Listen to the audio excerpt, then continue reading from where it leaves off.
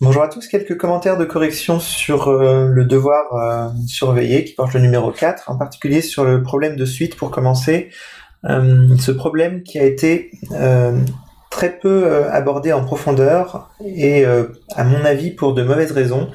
C'est-à-dire que beaucoup y ont trouvé ici des difficultés qui n'existent pas vraiment. Simplement, on peut être dérouté par la nature un tout petit peu moins appliquée du problème, c'est-à-dire que on pose pas seulement des questions de calculer UN en fonction de n, étant donné que UN est identifié comme une suite connue, mais on pose quelques questions un peu plus générales, donc je vais vraiment revenir sur les méthodes qui apparaissent pour qu'on essaie de se rendre compte qu'il n'y a pas plus de difficultés que ça. Alors la première question, et c'est pas la seule dans ce cas, demande de faire un calcul, exprimer Vn plus 1 et une expression de Vn plus 1 et Un plus 1 en fonction de Vn et Un. Donc pour ça, il s'agit vraiment simplement de remplacer par les formules qui sont données dans l'énoncé. Donc on a ici la formule de Un plus 1, ici la formule de Vn plus 1. Donc il s'agit vraiment juste de remplacer là-dedans. Et vous voyez que si on remplace, on a encore du Un plus 1 qui apparaît dans l'expression de Vn plus 1. Donc il s'agit à nouveau de remplacer Un plus 1 par l'expression en fonction de Un Vn.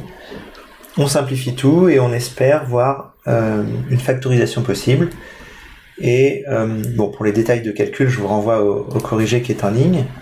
Mais on arrive à mettre en facteur le coefficient k égale 1 quart.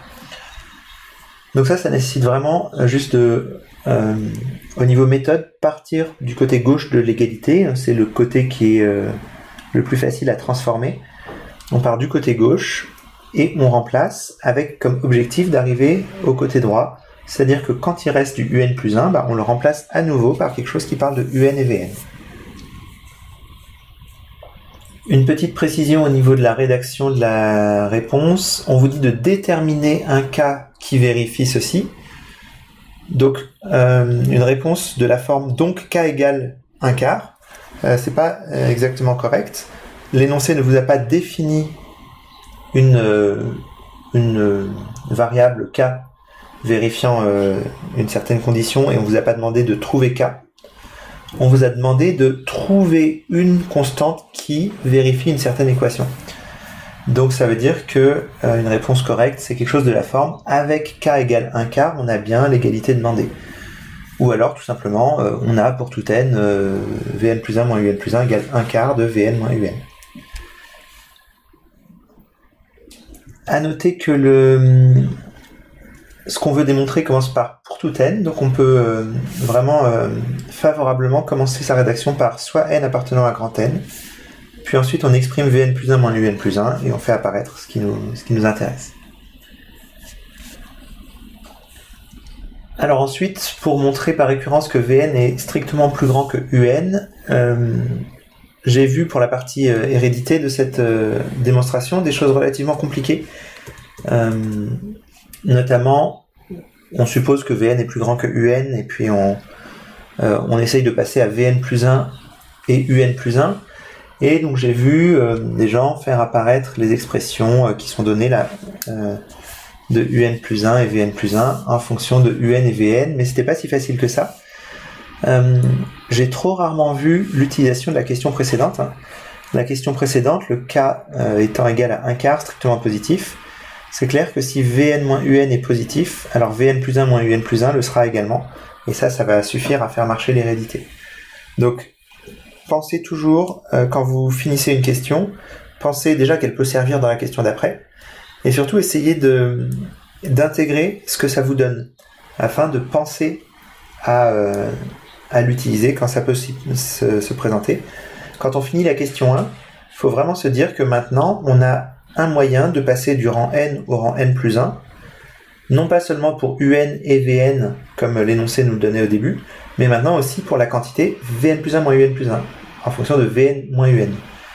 Donc là, on a vraiment un lien entre le rang n et le rang n plus 1 pour Vn moins Un. Et ça doit vous permettre d'avoir immédiatement cette idée-là pour comparer Vn et Un par récurrence, et également pour étudier Wn à partir de la question 3b. La question 3b, on pose Wn égale Vn moins Un.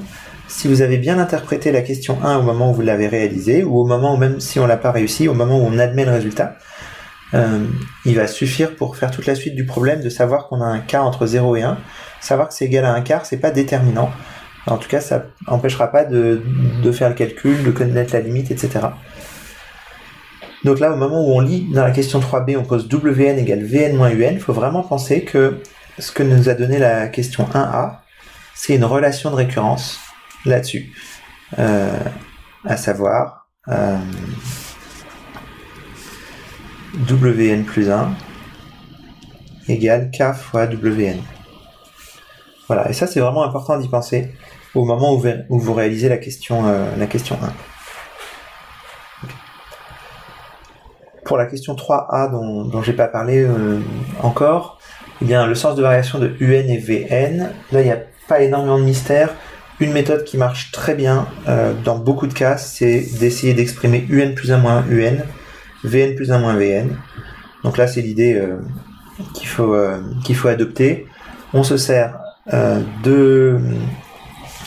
des formules de l'énoncé pour faire apparaître Un moins Vn ou Vn moins Un, et on obtient assez facilement le sens de variation.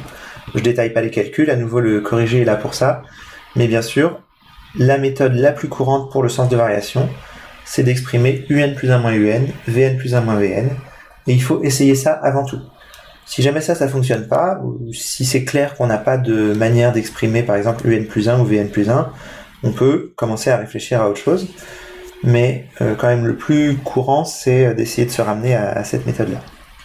Si jamais ça fonctionne pas, ou quelque chose qui marche peut-être ici également, on pourrait s'imaginer calculer Un plus 1 sur Un, ou Vn plus 1 sur Vn, en faisant attention au risque d'annulation. Mais le plus courant, c'est de penser à la différence de deux termes consécutifs.